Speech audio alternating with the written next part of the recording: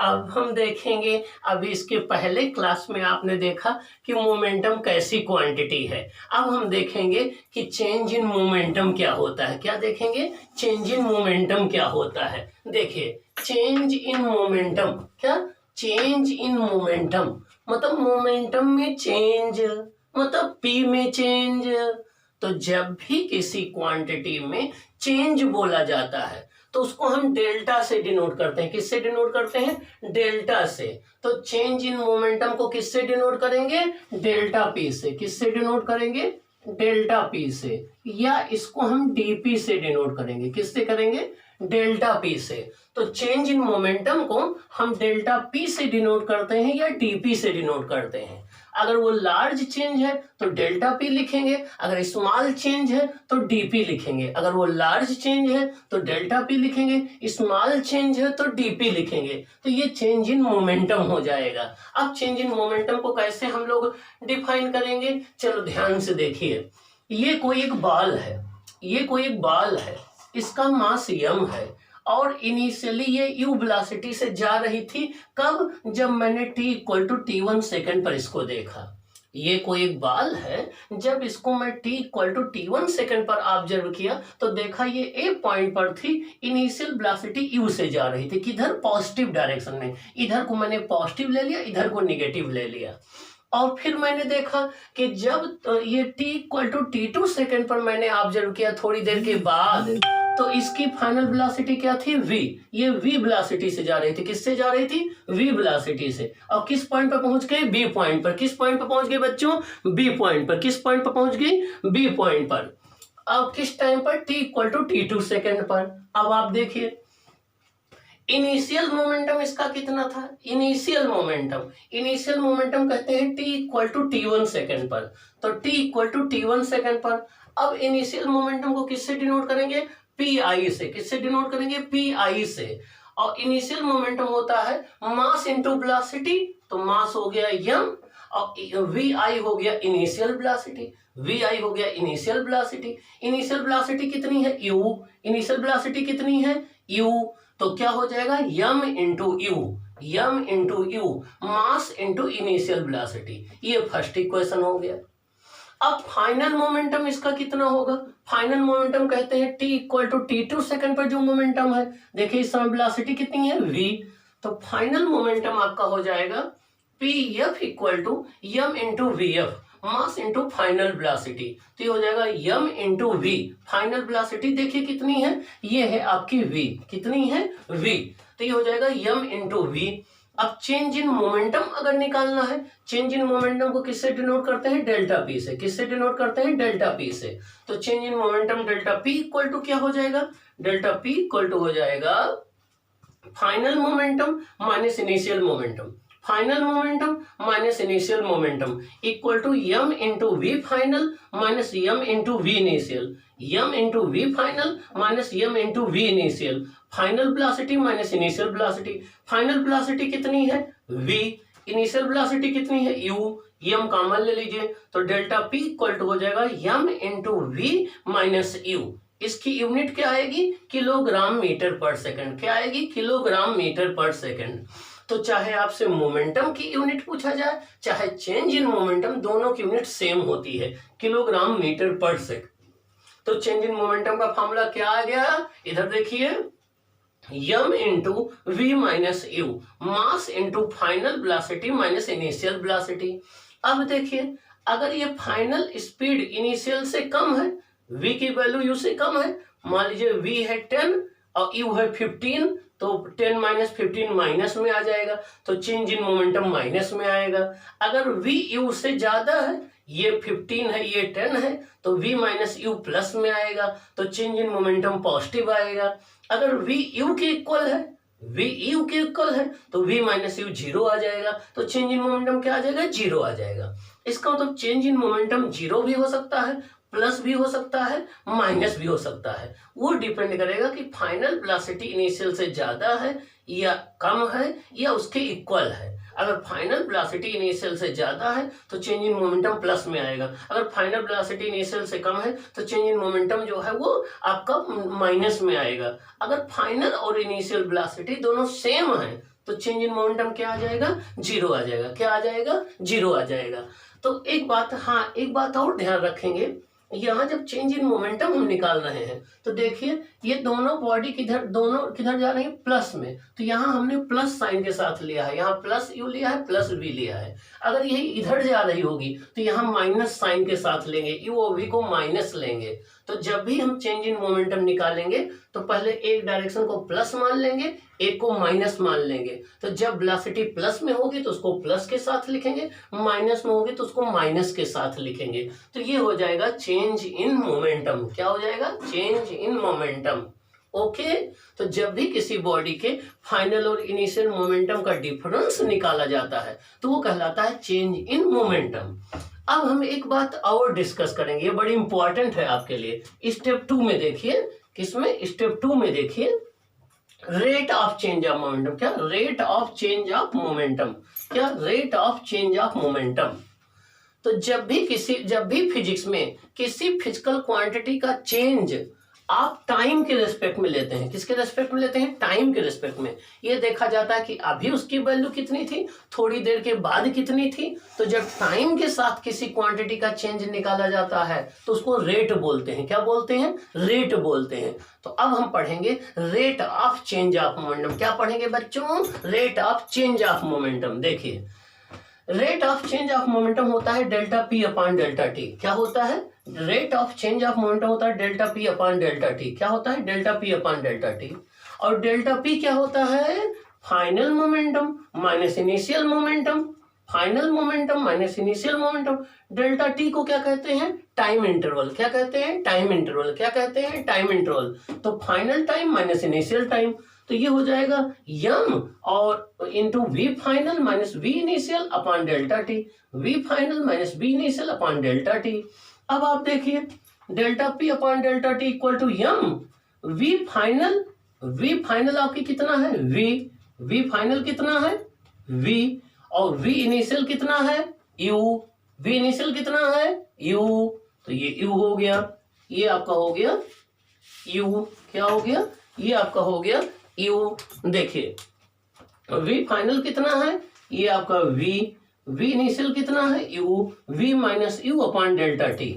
अब आप बताइए, देखते हैं हमारा कौन स्टूडेंट ब्रिलियंट है। V minus U upon delta T, इसको क्या बोलते हैं, change in velocity upon time interval को क्या बोलते हैं, क्या बोलते हैं बच्चों, acceleration. Very good, brilliant student, acceleration बोलते हैं। जीनियस स्टूडेंट है तो इसको एक्सेलरेशन बोलते हैं। क्या बोलते हैं, एक्सेलरेशन बोलते हैं। तो ये हो गया delta P upon delta T equal to M, और ये आपका एक्सेलरेशन ए हो गया, यम ए। क्या, यम ए। लेकिन यम ए क्या होता है, माँ। तो फादर इक्वल टू माँ, तो ये क्या होता है, यफ। ये क्या होता है, यफ। यफ मतलब फोर्स, यफ मतलब फोर्स। तो ये फोर्स के इक्वल होता है। इसका मतलब rate of change of momentum equal to किसके होता है, फोर्स के। किसके होता है, फोर्स के। तो ये इसकी इंपॉर्टेंस है जो हम आपको डिस्कस करना चाहते थे बेटा।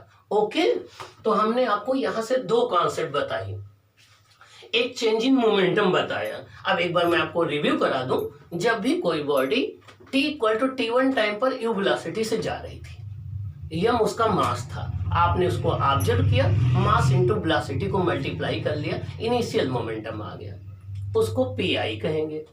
फिर थोड़ी देर के बाद आपने t इक्वल टू t2 पर ऑब्जर्व किया उसी बॉडी को, अब देखा उसकी फाइनल वेलोसिटी v हो गई थी। फिर आपने मोमेंटम निकाला तो वो कहलाया फाइनल मोमेंटम, वो हो गया p final equal to m into V final.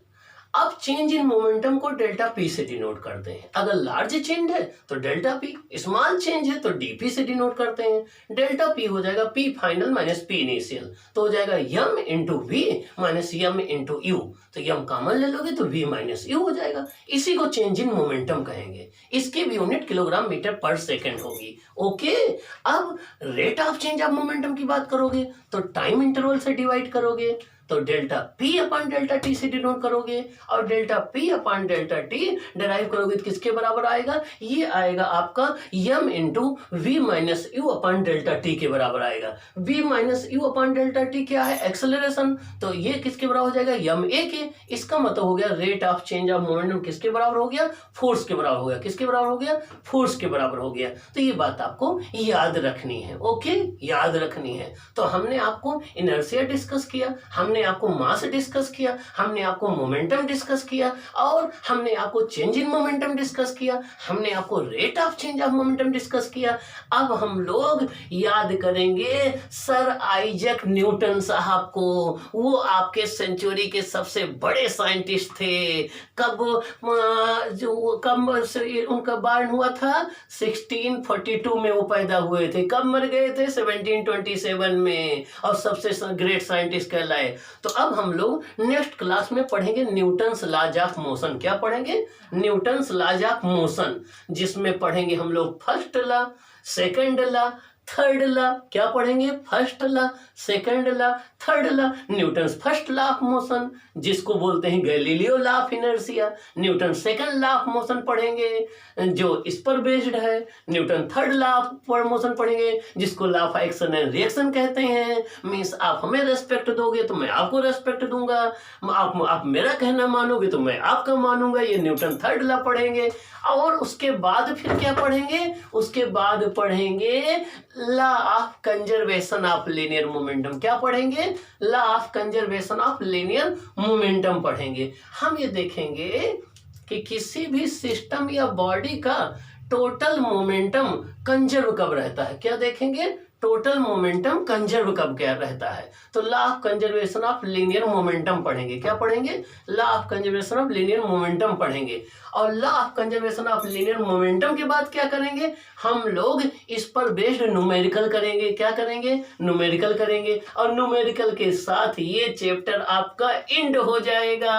फिर सेकंड चैप्टर एंड हो जाएगा। हम आ जाएंगे थर्ड चैप्टर में। थर्ड चैप्टर में क्या पढ़ेंगे, ग्रेविटेशन। वही एक बार न्यूटन के इस यूनिवर्सिटी में प्लेग हो गया था, छुट्टी हो गई, जैसे आप सबका लॉकडाउन है, घर में बोर हो रहे थे, चले गए अपने बगीचे में, सेब के बगीचे में। वहीं एक एप्पल के पेड़ के नीचे बैठे हुए सोच रहे थे। एक एप्पल गिरा इनके सर पर धड़ाम से, और वहां से इन्होंने सोचना शुरू कर दिया और इन्होंने न्यूटन्स लॉ ऑफ ग्रेविटेशन खोज डाला। तो अगर आपके ऊपर भी कोई चीज गिरेगी तो आप भी कुछ खोजोगे ना, पक्का, प्रॉमिस। तो फिर हम पढ़ेंगे चैप्टर थर्ड में ग्रेविटेशन एंड पढ़ेंगे फ्लूइड। फ्लूइड में ग्रेविटेशन और फ्लूइड पढ़ेंगे। फिर उसके बाद फिर अगला चैप्टर क्या पढ़ेंगे, वर्क एनर्जी पढ़ेंगे। फिर क्या पढ़ेंगे, साउंड। फिर हमारा फिजिक्स फिनिश हो जाएगा, फिजिक्स की छुट्टी, फिर रिवीजन करेंगे। तो ये हम लोग जो है फिर आने वाले चैप्टर में करेंगे, ओके। तो अब हम एक छोटी सी कॉन्सेप्ट और आपको बता दूं इसमें इंपॉर्टेंट क्या है, वो है कि मोमेंटम और काइनेटिक एनर्जी में क्या रिश्तेदारी है, क्या रिलेशन है, ये हम लोग देख ले, ओके। क्या देखने जा रहे हैं, relation between momentum and kinetic energy. क्या देखने जा रहे हैं, relation between momentum and kinetic energy. क्या देखने जा रहे हैं, relation between momentum and kinetic energy. ये बड़ा इंपॉर्टेंट कॉन्सेप्ट है न्यूमेरिकल सॉल्व करने के लिए। चलो देखते हैं। देखो अब हम रिलेशन देख लेते हैं। अब हम लोग रिलेशन देख लेते हैं मोमेंटम और काइनेटिक एनर्जी के बीच में। देखिए रिलेशन किसके बीच में student, relation between momentum and kinetic energy. Momentum and kinetic energy. अब आप सोच रहे होंगे ये काइनेटिक एनर्जी क्या होता है। अरे मैं दौड़ रहा हूं तो इस समय मेरे अंदर जो एनर्जी है वो काइनेटिक एनर्जी है। वाटर फ्लो कर रहा है तो उसमें काइनेटिक एनर्जी है। एयर फ्लो कर रही है उसमें काइनेटिक एनर्जी है। तो जब भी कोई चीज मोशन में होती है तो उसमें जो एनर्जी होती है उसे काइनेटिक एनर्जी बोलते हैं। क्या बोलते हैं, काइनेटिक एनर्जी बोलते हैं। तो अब हम पढ़ेंगे relation between momentum and kinetic energy. देखिए कैसे करेंगे। अच्छा बताओ स्टूडेंट्स, मोमेंटम का फॉर्मूला क्या होता है, P equal to M B. P equal to M B, ठीक ना। ये हो गई माँ, ये हो गई बहन, ये हो गए पापा। तो पापा मम्मी बहन देखो दोनों आ गई ना। तो momentum equal to mass into velocity. Okay, चलो स्क्वायर कर दें बोथ साइड का, स्क्वायरिंग बोथ साइड। तो यहाँ का स्क्वायर कर दो, ये यहाँ का स्क्वायर हो जाएगा, ये स्क्वायर हो गया। तो यहां से आपका आ जाएगा पी स्क्वायर इक्वल टू, ये आ जाएगा यम इंटू वी स्क्वायर आ जाएगा। ये मास यम इंटू वी स्क्वायर।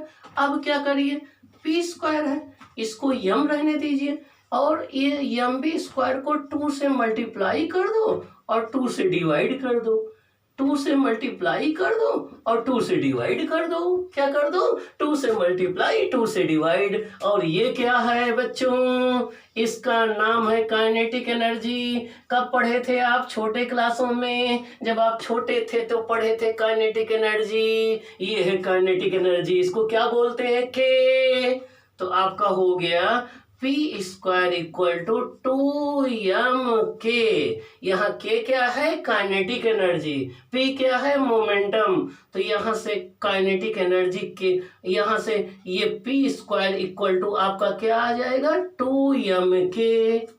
यहाँ m क्या है, मास, के क्या है, काइनेटिक एनर्जी। ये मोमेंटम और काइनेटिक एनर्जी में रिलेशन आ गया। यहां से जब भी आपको काइनेटिक एनर्जी निकालना होगा तो क्या करोगे, तो K इक्वल टू आ जाएगा पी स्क्वायर अपान 2m। क्या आ जाएगा, पी स्क्वायर अपान 2m।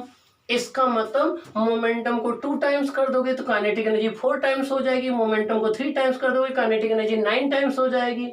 इसका मतलब ये हो गया कि काइनेटिक एनर्जी मास के इनवर्सली प्रोपोर्शनल में है, मोमेंटम के डायरेक्टली प्रोपोर्शनल में है। तो यहां से ये काइनेटिक एनर्जी और मोमेंटम के बीच में रिलेशन आ गया। क्या आ गया, काइनेटिक एनर्जी और मोमेंटम के बीच में रिलेशन आ गया। अब यहां से देखिए, अभी आपका आया P square equal to 2m के ना, ये आया, दोनों तरफ का स्क्वायर रूट ले लो ना। तो यहाँ पर स्क्वायर रूट ले लोगे तो यहाँ भी स्क्वायर रूट लग जाएगा ना, ये स्क्वायर रूट आ गया। पी स्क्वायर का स्क्वायर रूट कितना आ जाएगा, पी आ जाएगा ना। तो स्क्वायर रूट क्या आ जाएगा, 2m के आ जाएगा ना। ये रिलेशन बन जाएगा। यहाँ m क्या है, मास, के क्या है, काइनेटिक एनर्जी। तो यहाँ से फॉर्मूला क्या बन जाएगा, P1 upon P2 equal to square root m1 K1 upon m2 K2। ये बन जाएगा। मतलब अगर एक बॉडी है जिसका मास m1 है, काइनेटिक एनर्जी k1 है, एक दूसरी बॉडी है जिसका मास m2 है, काइनेटिक एनर्जी k2 है, अगर दोनों के मोमेंटम का रेशियो निकालना होगा तो आप यूज करोगे P1 upon P2 equal to square root m1 K1 upon m2 K2। क्या यूज करोगे, square root m1 K1 upon m2 K2। अगर मान लो दोनों के मास सेम है तब क्या करोगे, न्यूमेरिकल में m1 equal to m2 into m रख लो तो फॉर्मूला क्या आ जाएगा, फिर बच्चों आ जाएगा P1 upon P2 equal to m into K1 upon m into K2। m cancel हो जाएगा तो आपका फॉर्मूला क्या आ जाएगा, P1 upon P2 equal to K1 upon K2। यहाँ K1 K2 क्या है, काइनेटिक एनर्जी है। P1 P2 क्या है, मोमेंटम है। m1 m2 क्या है, मास है। तो अगर दो बॉडी के मास सेम होंगे तो ये फॉर्मूला आएगा काइनेटिक एनर्जी का।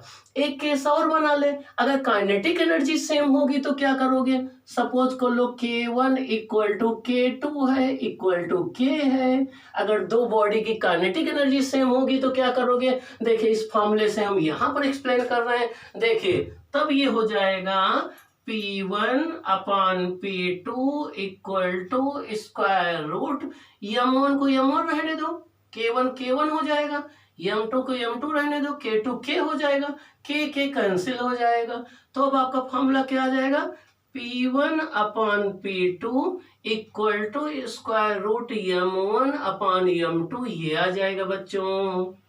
तो आपके पास दो इंपॉर्टेंट फॉर्मूले आ गए। जब काइनेटिक एनर्जी सेम हो, जब काइनेटिक एनर्जी सेम हो, ठीक ना, दो बॉडी के, तो ये फॉर्मूला आएगा P1 upon P2 equal to square root m1 upon m2। जब मास सेम हो तो आएगा P1 upon P2 equal to square root K1 upon K2।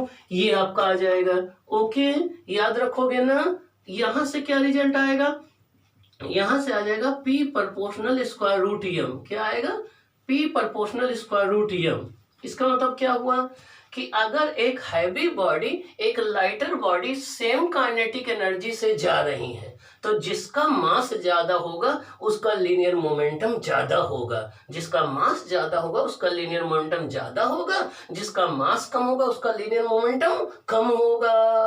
और अगर दो बॉडी जिनके मास सेम है वो अगर मोशन में है तो P प्रोपोर्शनल क्या होगा? स्क्वायर रूट के होगा। तो जिसकी काइनेटिक एनर्जी ज्यादा होगी उसका लीनियर मोमेंटम ज्यादा होगा, जिसकी काइनेटिक एनर्जी कम होगी उसका लीनियर मोमेंटम कम होगा। ओके, तो आपको एक होमवर्क मैं देख रहा हूं, देखता हूं जो स्टूडेंट सॉल्व करेगा उसको मैं जीनियस मानूंगा अपने क्लास का। सुनिए क्वेश्चन क्या है। If the momentum of a body is changed by 50%, find the percentage change in the kinetic energy. अगर किसी बॉडी के मोमेंटम को 50% चेंज कर दिया जाए तो उसकी काइनेटिक एनर्जी कितने परसेंट चेंज हो जाएगी, ये आपको सॉल्व करके हमें नेक्स्ट क्लास में दिखाना है। तब तक के लिए have a nice day. Okay.